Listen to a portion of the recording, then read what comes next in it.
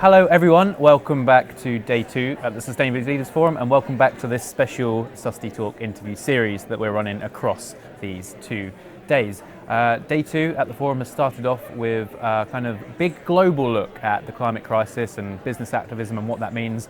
And as a journalist, a UK journalist, it's quite easy to focus on UK efforts to reach net zero to respond to this crisis. But it's very clear that the climate crisis is a global issue, and I'm hoping we can focus on that in today's discussion. So joining me for this SustyTalk, we have Gustavo Montezano, who is the president of the Brazilian Development Bank, and we have Nicholas Daniel, who is the team lead commercials for sustainability at Climate's partner. So thank you both for joining me for this discussion today.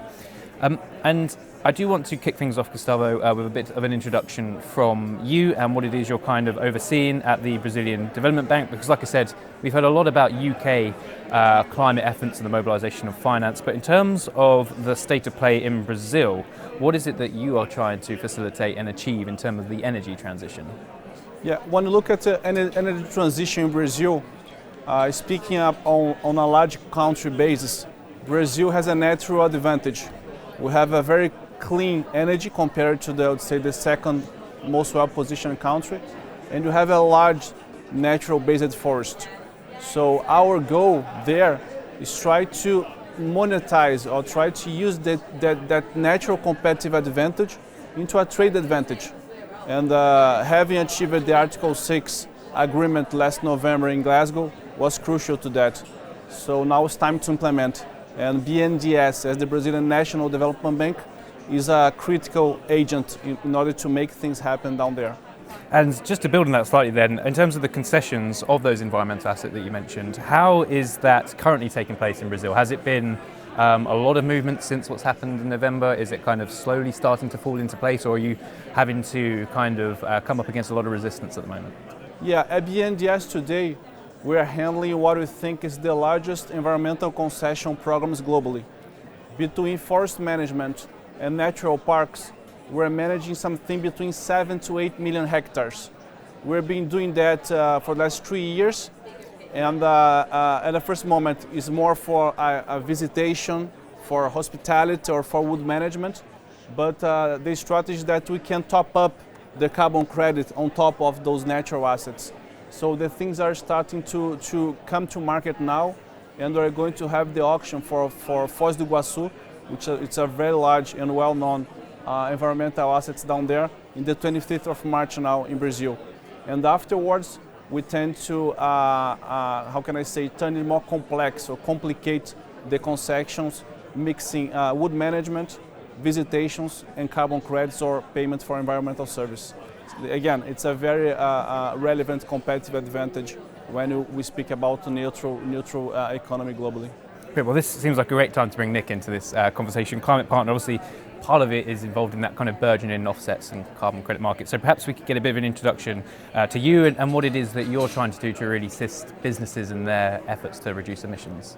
Yeah, sure. So Climate Partner are really an end-to-end climate action solution provider. So really there are 4 main steps that we talk about. First of all, it's measuring the carbon footprint. That can be at a corporate level, a government level, or it can even be at a product level, looking at a particular life cycle assessment. And then the second aspect is reduction. So how can we really reduce the emissions within operations, within products, and do everything we can to remove them and reduce first? And I think that's really important. And then the third step is where the offsetting really comes in. And we are a project developer, but we're also a sort of broker of carbon credits at the same time.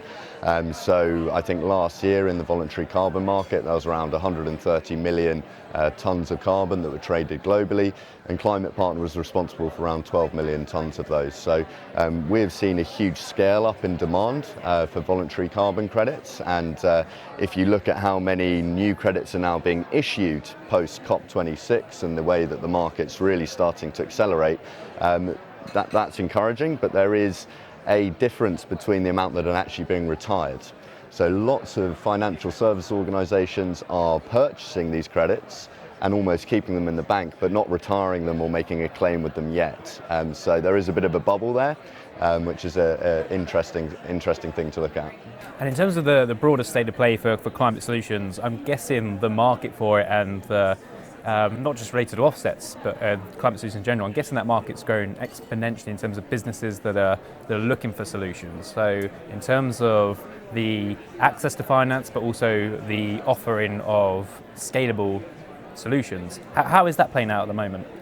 Let's just say that the UK team within Climate Partner grew 6.8x on last year.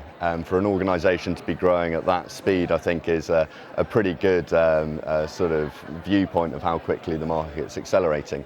And I think the real thing that a lot of our clients are looking at now is bulk buying credits. So large corporates that can mobilise the capital are looking to purchase for 3 to 5 years, because they understand that the price of credits is going up and up. It's almost a spot market, supply and demand. So it's almost removing that commercial risk from being able to make that carbon neutral claim by bulk buying today for the foreseeable future. But larger organisations are thinking more long term. How can we secure removal credits for our net zero targets? And that's where we're developing joint venture partnerships, where we're mobilising large amounts of capital to develop an exclusive project on behalf of a corporate client, so that these credits won't actually mature or absorb that carbon for maybe 10, 15, or in some cases the trees up to 30 years until those credits materialise. But it's a clever way of mobilising capital now to have less cost in the future and be able to achieve these net zero goals. Brilliant. And Gustavo, from the bank's point of view, and so, Nick's touched on collaboration and the joint ventures a bit informed. What would you like to see in terms of involvement from the private sector and indeed from governments to really help spur the progress to ensure that investment is funneled into relevant climate solutions? I would like more players such as Climate Partners, because when you look at a perspective of a rainforest emerging market country such as Brazil, but we can be speaking of Peru, Colombia, Indonesia, DRC. We have a huge rainforest assets. But today it's hard to monetize those standing forests. By clients and more private clients doing that, they will be neutralizing their carbon. And on the other hand, we are bringing dignity to people that are living there. So being able to stand in the forest up. And believe me, it's not expensive when you speak to the trillions of dollars that we're debating here. It's not expensive to keep the forest standing up. What we need are good projects, well modeled, with proper governance, where the financial flows, they go into the last mile. Having that players established and operating, we do see that we're going to see an exponential growth of projects of standing forest. And for us, a rainforest emerging market country, it's amazing for our sustainability. That social value that you mentioned there as well is really key, and perhaps not as easily defined as a financial value or even a natural capital approach as well. So I think that's really important. Yeah, that's critical, because there is no way of speaking of a standing forest, or I would say environmental preservation, without the social value. One is linked to the other. Those people there, when they deforest, they don't do that because they like. It's the way they have to live. On the other hand, they love the forest.